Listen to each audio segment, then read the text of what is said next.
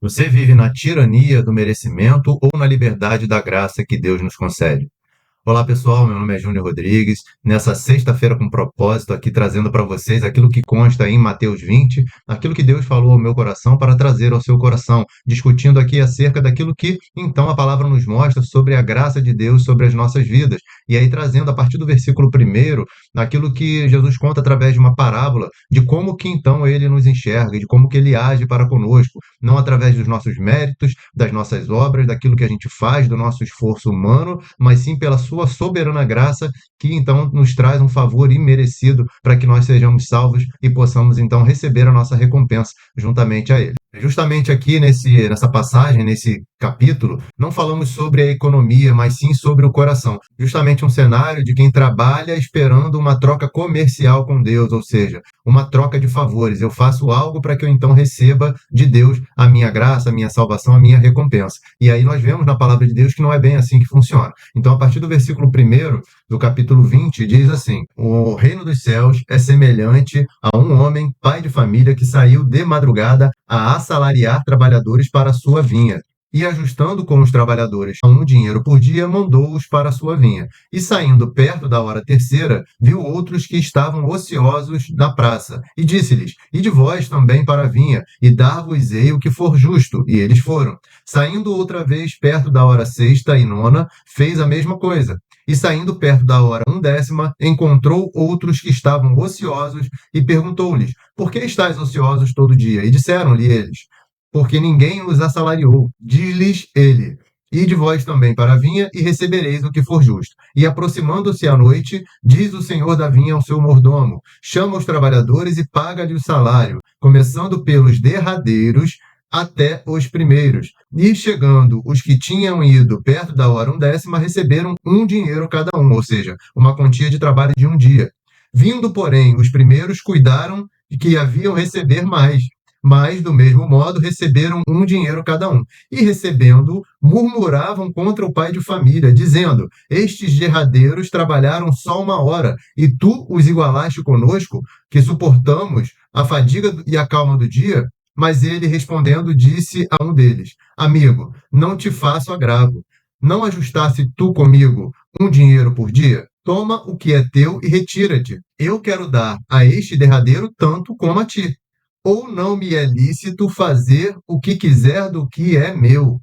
Ou é mal ao teu olho, porque eu sou bom? Assim, os derradeiros serão os primeiros, e os primeiros derradeiros, porque muitos são chamados, mas poucos escolhidos. Então, o que a gente vê aqui? A gente vê que a graça de Deus ela é soberana e ela é igual para todo mundo. Não recebe mais ou não recebe maior salvação aquele que está há mais tempo no Evangelho, que fez mais obras, mas sim é um favor imerecido de Deus para conosco. E aí a gente vê que aqueles trabalhadores que chegaram primeiro se sentiram ofendidos pela bondade do dono.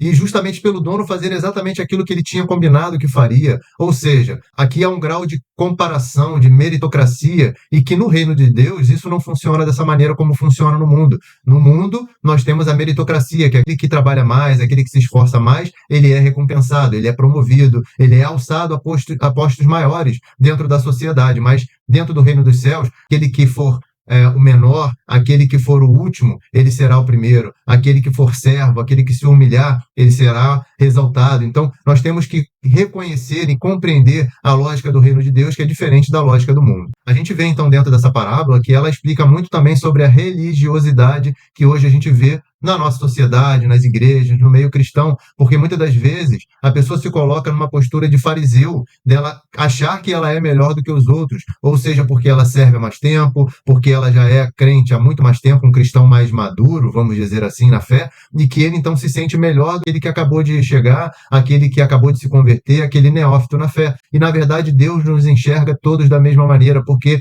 nós somos então favorecidos por essa graça imerecida, por esse favor imerecido que Deus nos concede para que possamos alcançar a salvação. E aí naquela frase que então ele fala quase já no finalzinho: não me é lícito fazer o que eu quero do que é meu, aqui a gente percebe a soberania de Deus. a gente entende que Deus, ele não é um devedor, ele é um doador. Ou seja, a partir do momento que a gente faz algo, que a gente se converte, ou que a gente está há muito tempo na caminhada, ele não nos deve nada por isso. Na verdade, tudo que ele concede é através da sua doação, daquilo que ele nos concede sem nós merecermos, e nós precisamos compreender isso e enxergar uns aos outros dessa mesma maneira, se colocando numa postura de humildade, entendendo a soberania de Deus, se colocando debaixo da poderosa mão de Deus, como mostra em outras passagens, para que então, no devido tempo, ele nos exalte. E quando que ele vai nos exaltar? Quando estivermos nos céus. Quando lá, então, nós recebermos o nosso galardão. E ali há uma questão, segundo a palavra, de que sim, vai ter uma diferença entre o galardão de um e de outro devido às obras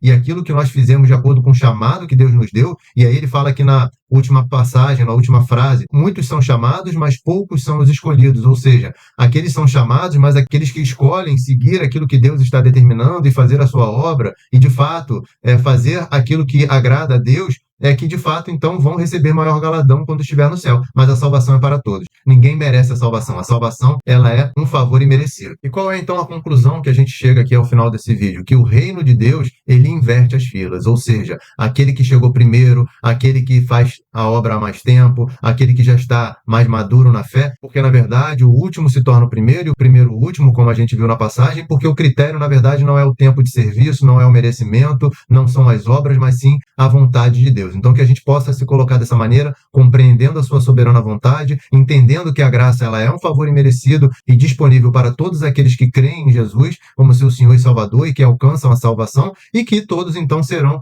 realmente recompensados com essa tão grande salvação, independentemente daquilo que eles fazem, do seu esforço, do seu mérito, mas sim pela boa, perfeita e agradável vontade de Deus, que é soberana sobre todos nós. Se você gostou desse vídeo, curta, compartilhe, ative o sininho, se inscreva no canal para que você possa receber mais mensagens como essa e que você continue crescendo na fé, crescendo através da palavra, crescendo em conhecimento e sabedoria diante de Deus e diante dos homens, e aprendendo a cada dia mais acerca da palavra de Deus, e que Deus então te abençoe. E você possa então acompanhar outros vídeos como esse, crescendo juntamente conosco. Um grande abraço, te espero no próximo. Até breve.